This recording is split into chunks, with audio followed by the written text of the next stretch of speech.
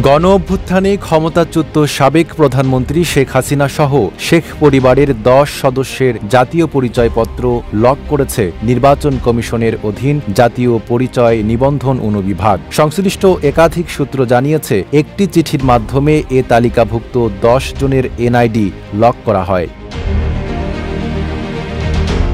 নথিপত্র অনুযায়ী গত ১৬ ফেব্রুয়ারি জাতীয় পরিচয় নিবন্ধন অনুবিভাগের মহাপরিচালক এএসএম হুমায়ুন কবিরের মৌখিক নির্দেশে এই সিদ্ধান্ত কার্যকর করা হয়। তবে নির্বাচন কমিশন সচিবালয়ের সরাসরি নির্দেশ ছিল কিনা তা নিশ্চিত হওয়া যায়নি।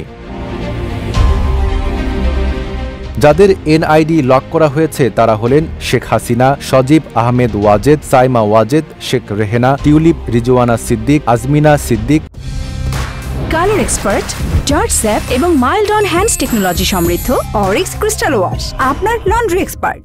শাহিন সিদ্দিক, বুশরা সিদ্দিক, রাদওয়ান মুজিব সিদ্দিক এবং তারিক আহমেদ সিদ্দিক। এর আগে গত ১৫ এপ্রিল রাজধানীর পূর্বাচল নিউ টাউন প্রকল্পে প্লট বরাদ্দে অনিয়মের অভিযোগে দায়ের করা মামলায় সাবেক প্রধানমন্ত্রী শেখ হাসিনা, তার মেয়ে সাইমা ওয়াজেদ পুতুল সহ ১৮ জনের বিরুদ্ধে অভিযোগপত্র গ্রহণ করে গ্রেপ্তারি পরোয়ানা জারি করে আদালত।